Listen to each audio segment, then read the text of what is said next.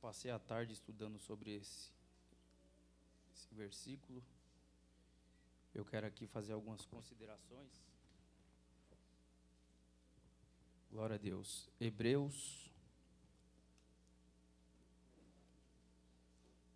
Livro de Hebreus, capítulo 12. Glória a Deus.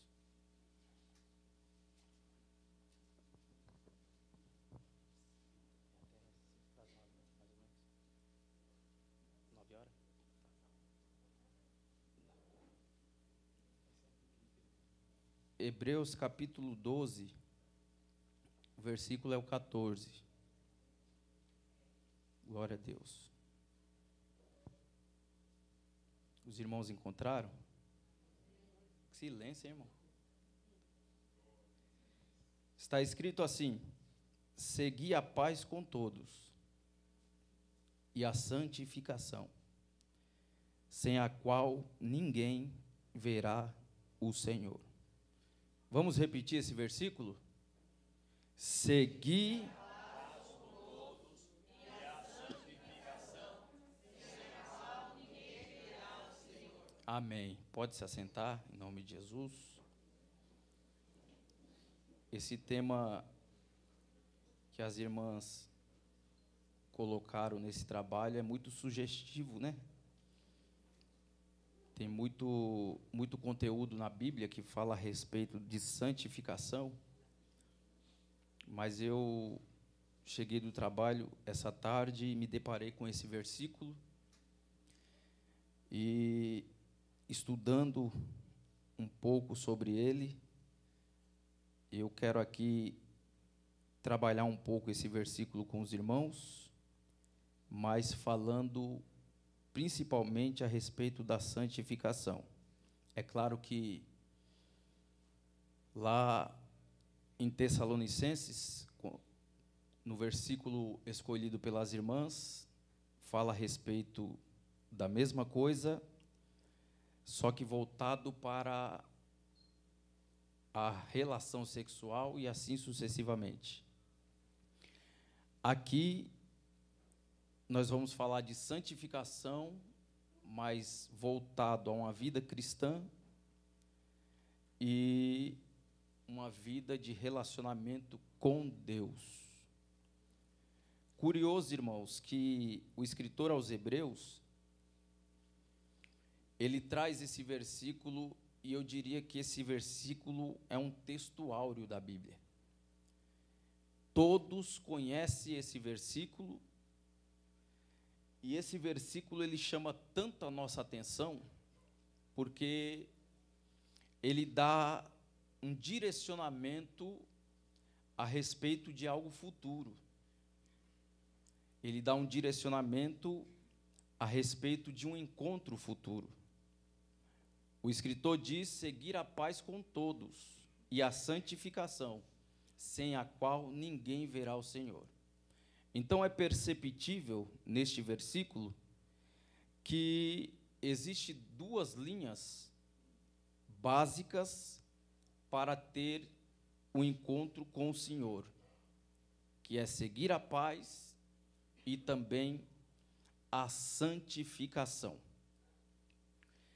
Quando o escritor aos Hebreus, ele fala seguir a paz com todos, a palavra seguir aqui no grego é dioquete. E dioquete traz a ideia não de alguém que está seguindo como algo passivo, como algo tranquilo, não. O seguir aqui que o escritor aos Hebreus está trazendo é alguém que está procurando como se fosse um caçador, como se fosse uma caça, literalmente. Dito isto, olhando para este versículo, quando o escritor traz a dimensão de que é um caçador que está atrás de algo que ele tanto deseja, eu fui estudar sobre caçadores, e eu estudei basicamente sobre o leão. O leão, ele caça quando ele tem 11 meses de idade. Ele começa já a caçar. E também uma das suas características é que durante a sua caça, ele falha entre 7 e 10 vezes até obter aquilo que está caçando para o seu sustento. E a pergunta é: o que faz o leão ser rei então, se ele vai atrás da caça, mas ele falha entre 7 e 10 vezes?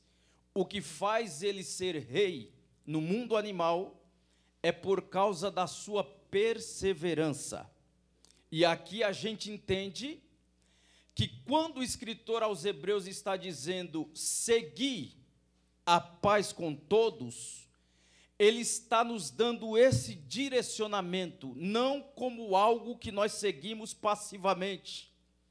Não é algo que a gente segue de forma tranquila, é algo desejoso, é algo que vai além, é algo que nos traz uma perseverança para entendermos que precisamos literalmente buscar esta paz que o texto tanto nos revela.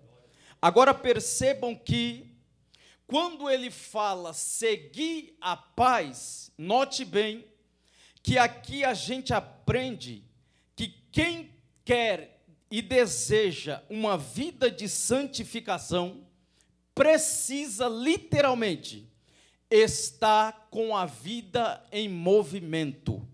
Observe o texto. Seguir, a ideia de seguir, não é alguém que está parado, estacionado. A ideia de seguir é alguém que está em movimento, a fim de alcançar os seus objetivos.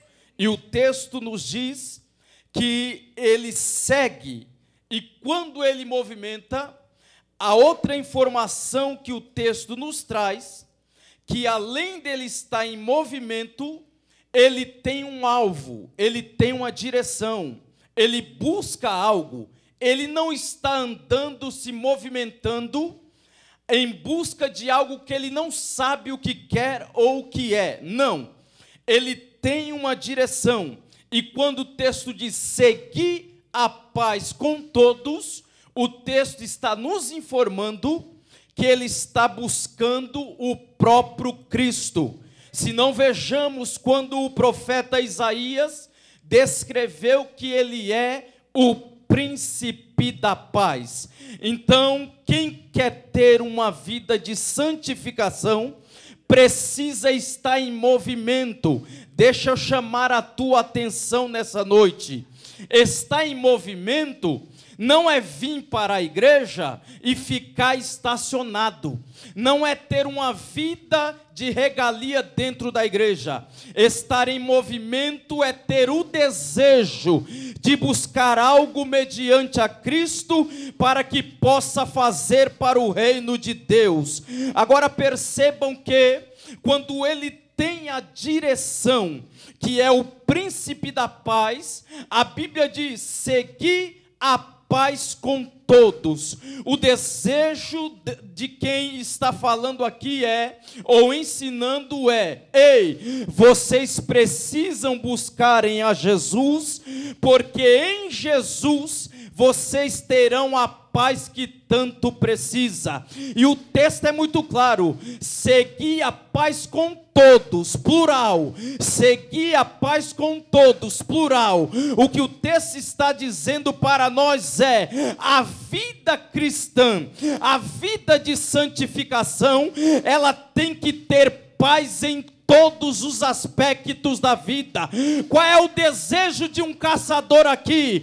A minha vida neste mundo aqui se resume em paz, ter uma vida regada a Deus, uma vida de relacionamento com Deus, uma vida voltada para Deus, porque o príncipe da paz me dá tudo aquilo que eu quero, e ele está nos dizendo que para nós termos um encontro ou ver a Jesus, nós precisamos nos encher da paz que provém do príncipe da paz. Irmãos, quantas pessoas estão perturbadas, quantas pessoas ansiosas, quantas pessoas doentes, mas o escritor está dizendo: segue a paz com todos, porque através dessa paz você verá o Senhor. E ela vem, não vem dos homens, ela não vem, aleluia, da política. Essa paz que ele está dizendo,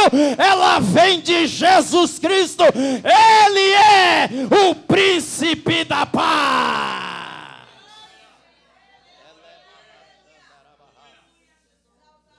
Aleluia.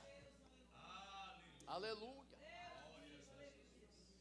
Esta paz que o escritor está dizendo que você precisa ser um caçador,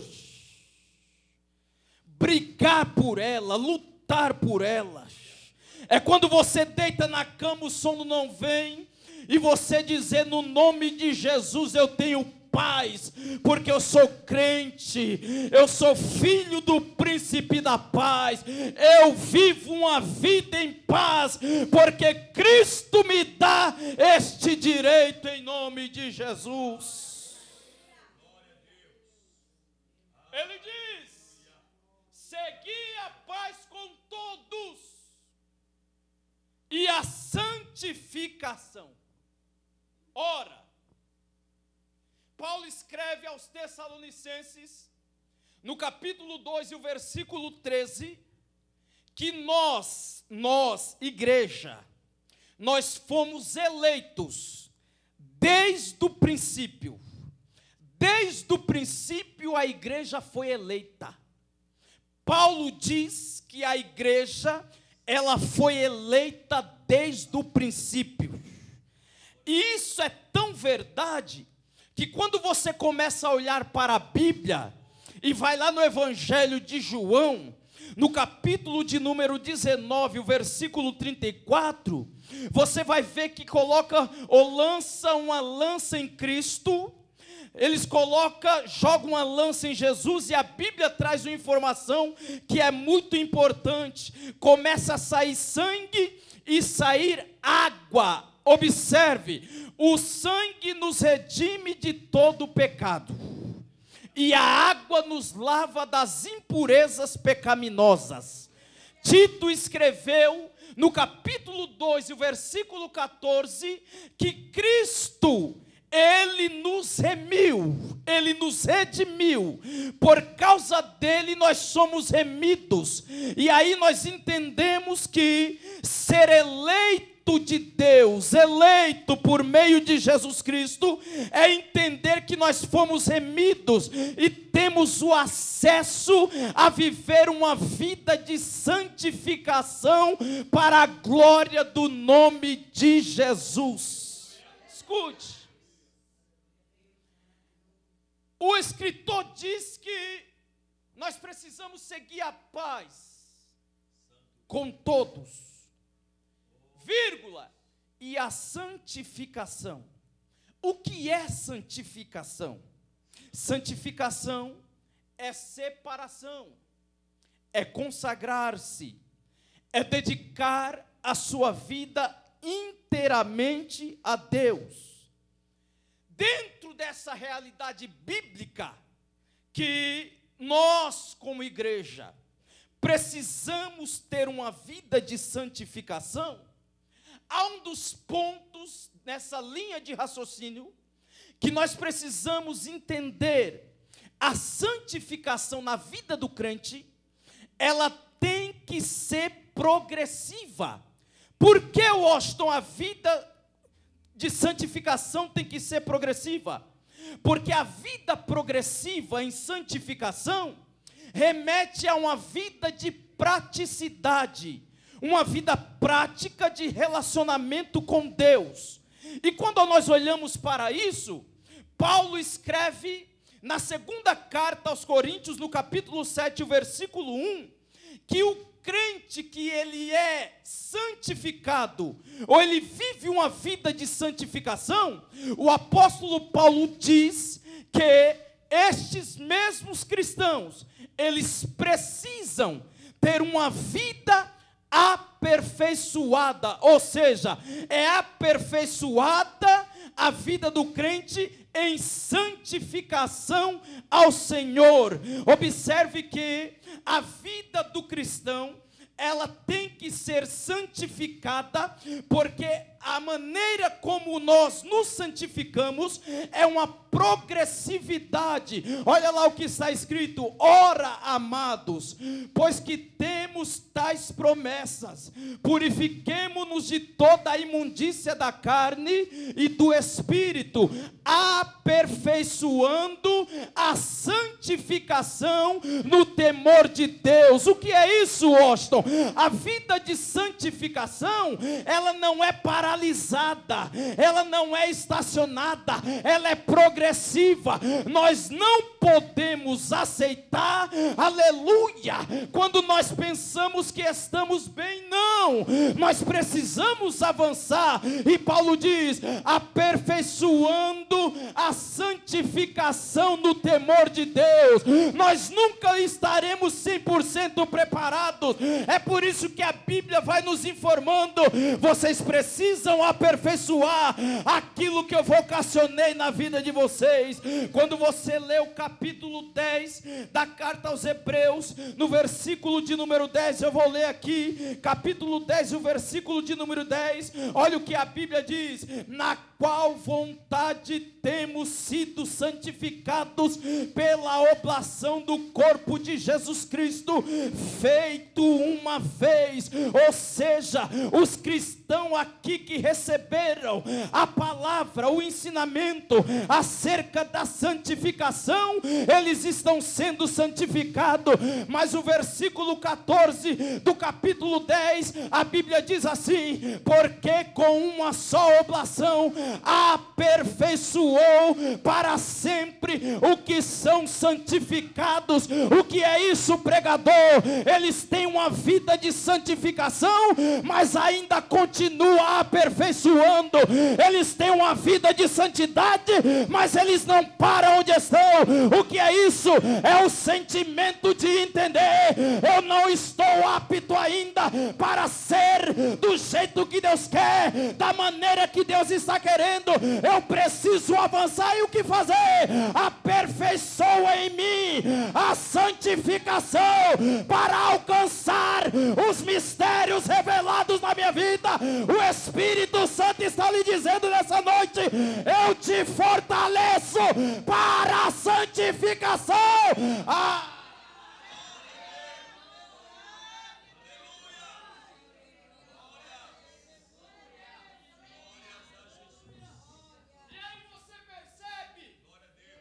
Que o crescimento do cristão na vida prática, se dá porque o crente entendeu o princípio pela forma como vive. Qual é o princípio pela forma como o cristão vive na questão de santificação? Coloca para mim 1 Pedro, capítulo 1, versículo 15. Olha só como os cristãos entendem, aleluia, este mistério. Mas como é santo aquele que vos chamou, olha o que Pedro está dizendo: sede vós também santos em toda a vossa maneira de viver. Quem tem a santificação na vida e é aperfeiçoado, entende o mistério da palavra, e a palavra nos informa: continue santo, seja santo em toda. Não é santo na igreja, e fora da igreja não tem santificação. É santo aqui dentro e santo lá fora. Seja santo em toda maneira de viver.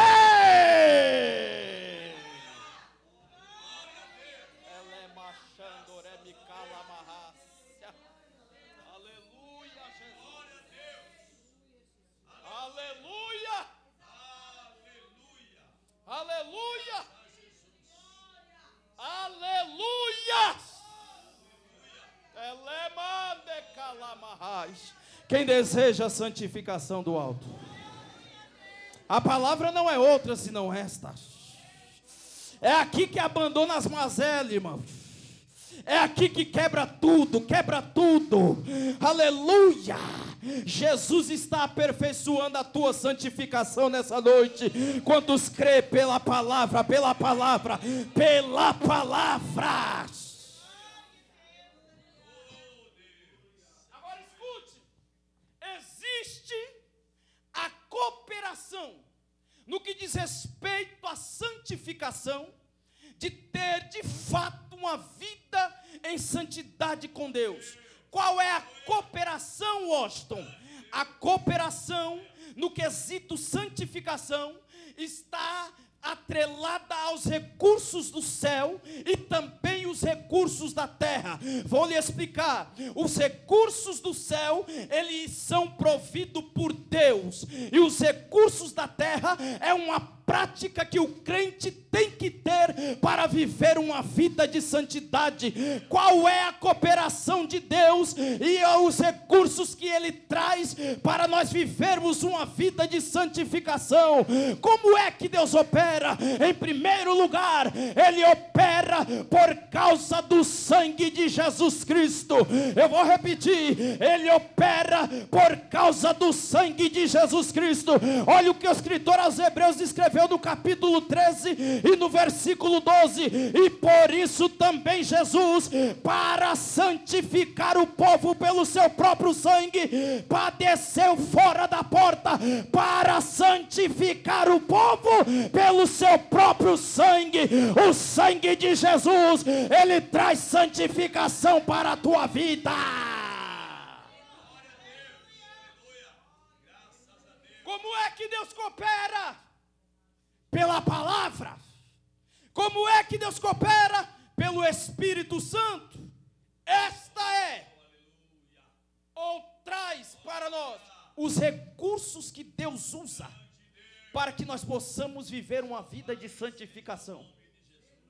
Agora, quais são os recursos da terra? Como que o crente coopera para de fato viver uma vida de santificação?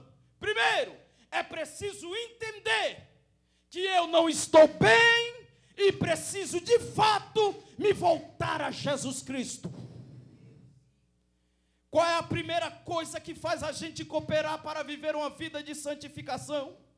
Sou eu mesmo entender que eu preciso ter fome de Deus. Mateus capítulo 5, versículo 6.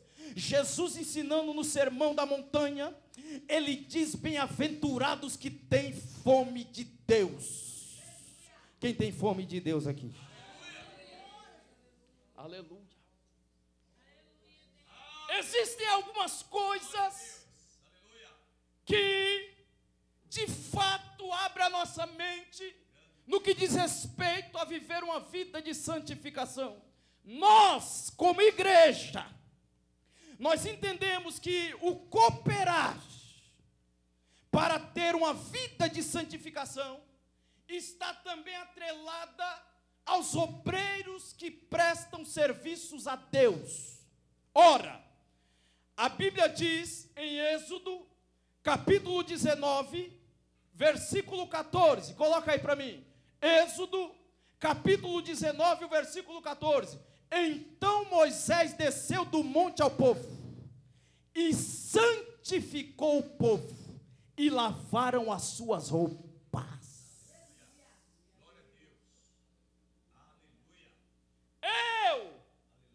Nós, obreiros, a igreja precisa ver em nós e ter sede de nos ouvir para viver uma vida em santificação.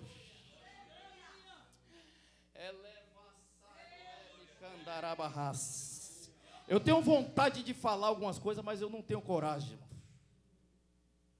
Porque isso aqui ficou para o pastor. Nós, obreiros, nós temos que ser a diferença aqui. Um dia, um pastor olhou para mim, ainda muito jovem, e disse: disse assim para mim: você só será diferente quando você for diferente na tua casa. É aqui. Porque eu digo, irmã Zeni, sem medo de errar, e tem os pregadores aí, pregar lá fora é um mamão. Mas aqui dentro é uma luta. Porque a igreja está nos vendo, tá? O obreiro precisa passar esta imagem. E quando eu uso imagem, não é propriamente uma imagem. É o conteúdo que sai da sua boca. Para um jovem olhar para você e dizer: aquele ali tem uma palavra para mim melhorar, para me santificar, para ter uma vida de responsabilidade e uma vida no altar. Nós precisamos cooperar para a igreja de Cristo viver uma vida de santificação, e para isso eu digo sem medo de errar: desperta, ó tu que dormes, levanta-te nessa noite, deixa Deus usar a tua vida.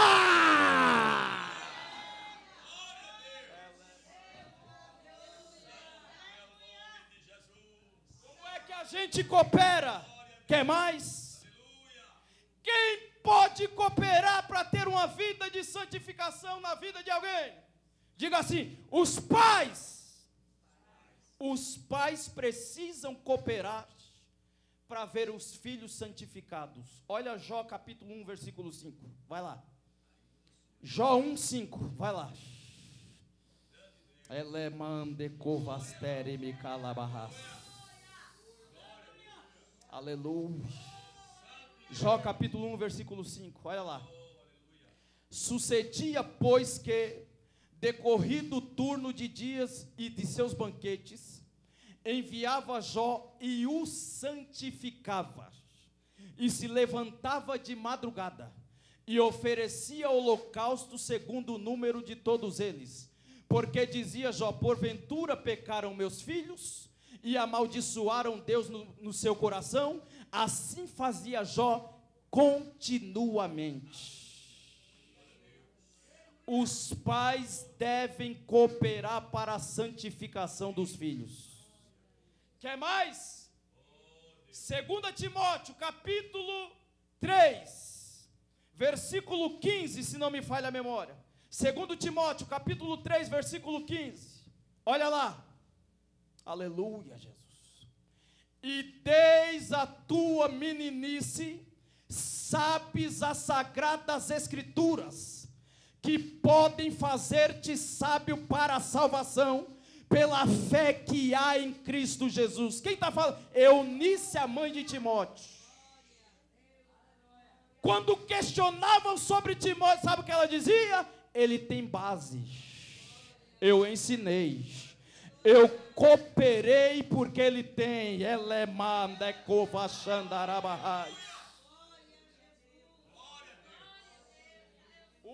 Como que a gente pode cooperar para que a nossa vida seja uma vida de santificação? Diga: pela oração. Isso aqui eu não vou falar, porque os irmãos sabem. Vou correr aqui. Dentro dessas realidades, eu coloquei aqui que há alguns inimigos da santificação. O que são esses inimigos?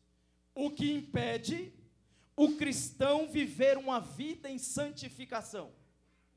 Primeiro ponto: qual é o inimigo que proíbe ou que bloqueia uma vida de santificação? Diga: a desobediência.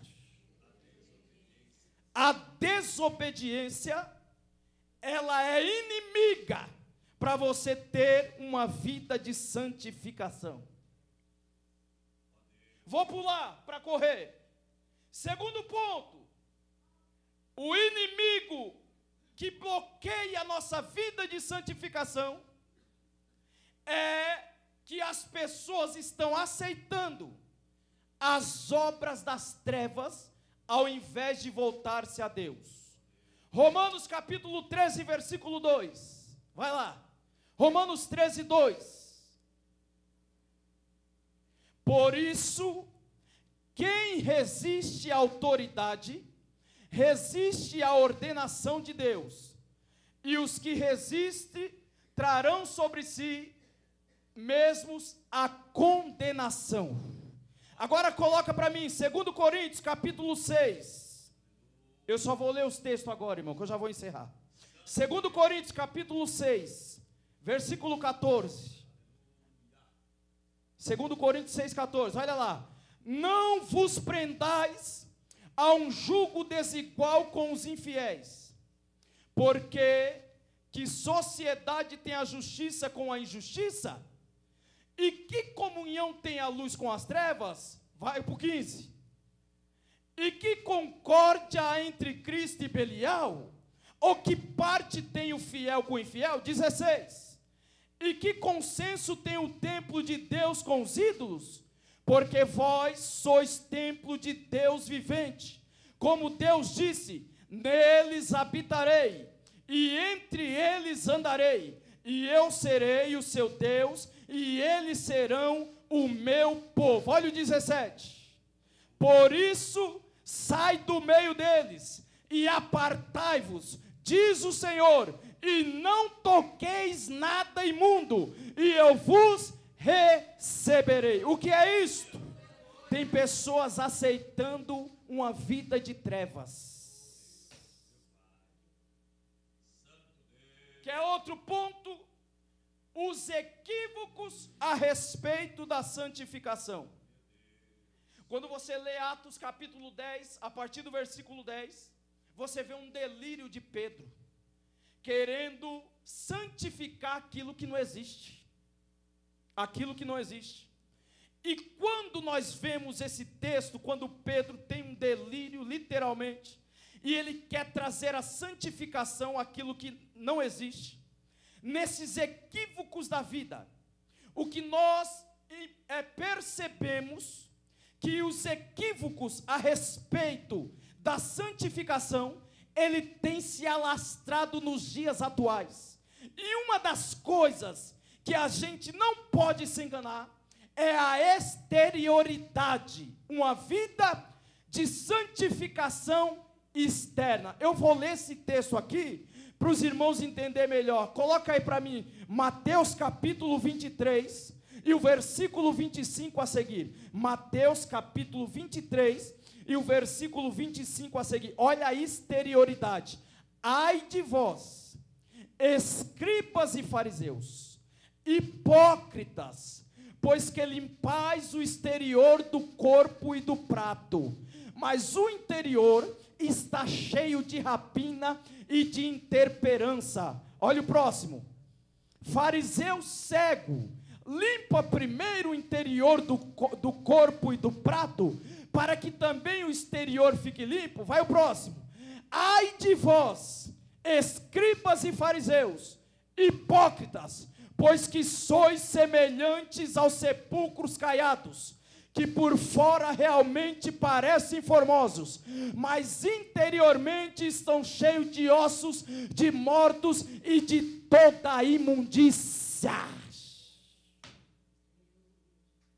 Essa é a ideia de santificação exterior. Isso é um perigo.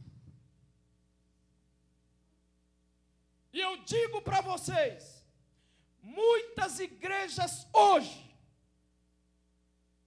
quando zela por isso aqui, santificação, é tida como uma igreja fanática. Há um fanatismo religioso nessa ideia coach, porque essas igrejas que falam de fanatismo, elas pregam o amor, elas pregam a união, elas pregam de tudo, de compaixão, elas pregam de abraçar, mas elas não falam de ter uma vida de santidade com Deus. Valorize isso aqui. Por que, pastor? Porque quando nós entendemos isso aqui, nós aplicamos o que o escritor disse. Ei! Quer ver a Deus? Pregue o amor? Pregue. Pregue a comunhão? Pregue.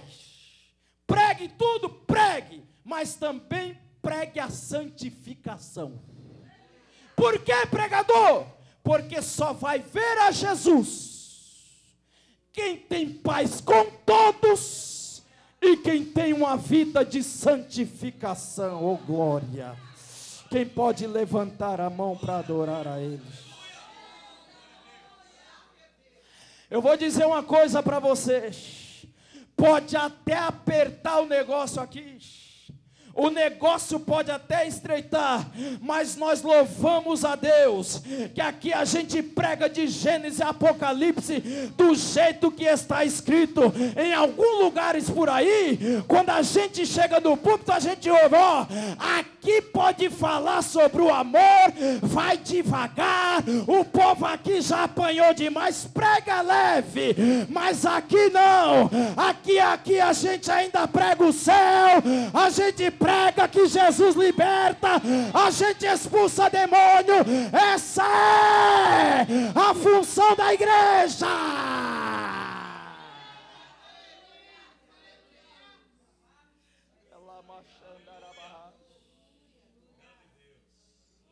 Quando você olha para isto,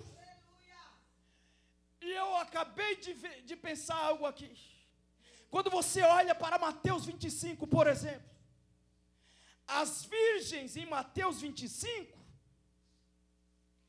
aparentemente eram todas iguais, se não fossem iguais. Qual foi a diferença delas? Foi quando o noivo chegou.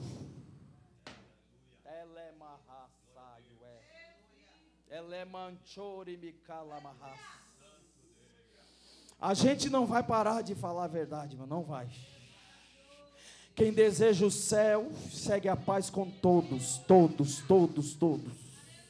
Segue a paz com todos. E a santificação, sem a qual ninguém verá a Deus. Olha o que o escritor diz.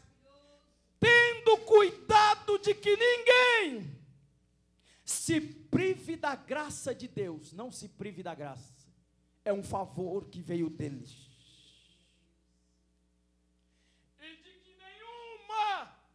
Raiz de amargura brotando em você te perturbe ao ponto de tirar a tua paz.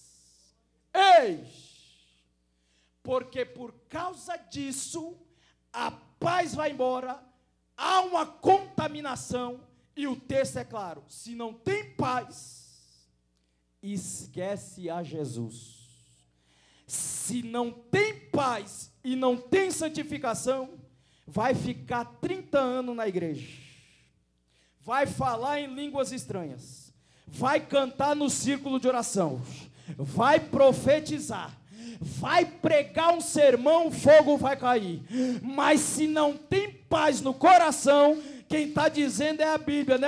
Não vai ver a Jesus. Deus abençoe os irmãos.